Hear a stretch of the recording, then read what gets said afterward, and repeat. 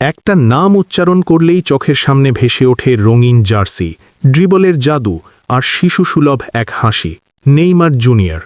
Football মানেই যখন শিল্প, তখন সেই শিল্পের ক্যানভাসের সবচেয়ে উজ্জ্বল রং ছিল নেইমারের পায়ের ছোঁয়া। একসময় তার প্রতিটি টাচ, প্রতিটি কাটব্যাক, প্রতিটি নো লুক পাস ছিল দর্শকদের জন্য খাঁটি বিনোদন, প্রতিপক্ষের জন্য দুঃস্বপ্ন। কিন্তু ফুটবল শুধু আলো ঝলমলের গল্প নয়, এখানে অন্ধকারও আসে। ইনজুরি, সমালোচনা, প্রত্যাশার পাহাড় সমচাপ সব মিলিয়ে ধীরে ধীরে সেই চেনা নেইমার যেন আড়ালে চলে গিয়েছিল। অনেকেই ভেবেছিল হয়তো তার সেরা সময় শেষ।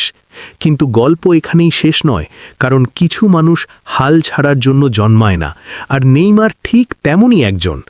খেলার প্রতি তার ভালোবাসা, ফুটবলের প্রতি তার টান, সব কিছু মিলিয়েই সে আবার ফিরেছে নিজের শিকড়ে, নিজের ঘরে, সান্তোসে। হ্যাঁ, সেই সান্তোস যেখান থেকে একদিন এক কিশোর স্বপ্ন দেখা শুরু করেছিল, যেখানে প্রথম গোলের পর গ্যালারির দিকে তাকিয়ে হাসিটা ছুড়ে দিয়েছিল। আজ ঠিক সেই মাঠেই আবার নতুন করে নিজেকে গড়ছে নেইমার। ইনজুরি থেকে ফেরার লড়াইটা সহজ নয়, আর সেটা নেইমার খুব ভালো করেই জানে। তাই এবার কোনো শর্টকাট নেই, কোনো বিলাসিতা নেই।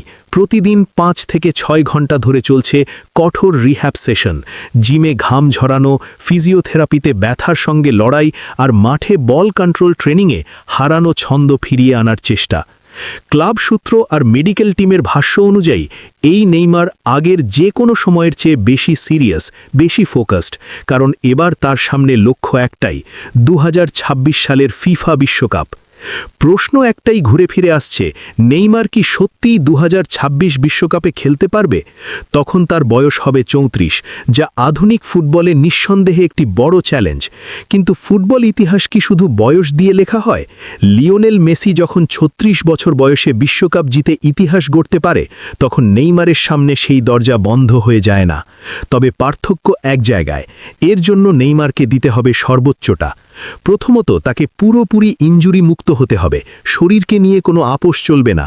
দ্বিতীয়ত, তাকে আবার ক্লাব ফুটবলে নিয়মিত খেলতে হবে, কারণ ম্যাচ ফিটনেস, স্ট্যামিনা আর গেম টাইম ছাড়া বিশ্বকাপের মঞ্চে টিকে থাকা অসম্ভব।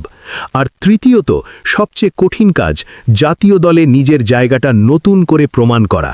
কারণ ব্রাজিল এখন আর আগের মতো তারকাহীন নয়, বরং নতুন প্রজন্মে ভরপুর।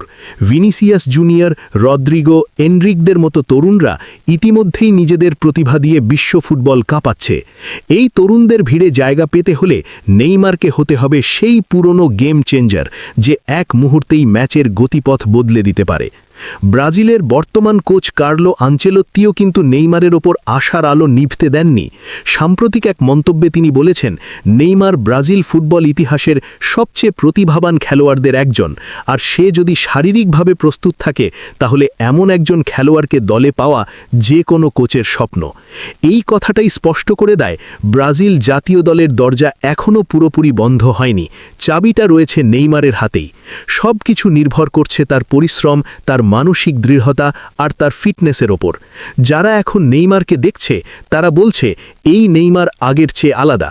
আগের মতো অতিরিক্ত উচ্ছ্বাস নেই, বিতর্কে জড়ানোর তাড়নাও কম। সে এখন শান্ত, পরিণত এবং ভেতরে ভেতরে ভীষণ দৃঢ় প্রতিজ্ঞ। কারণ সে জানে এটাই হয়তো তার শেষ সুযোগ, শেষ বিশ্বকাপ, শেষবারের মতো নিজের নামটা ফুটবল ইতিহাসে সোনালী অক্ষরে লেখার মঞ্চ।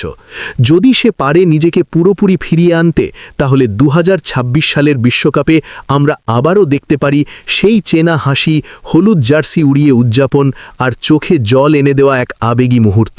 কারণ নেইমারের গল্প এখনও শেষ হয়নি, বরং এই প্রত্যাবর্তনই হয়তো তার জীবনের সবচেয়ে বড় অধ্যায়ের সূচনা, যেখানে অসমাপ্ত স্বপ্ন শেষবারের মতো পূর্ণতা পাওয়ার অপেক্ষায়।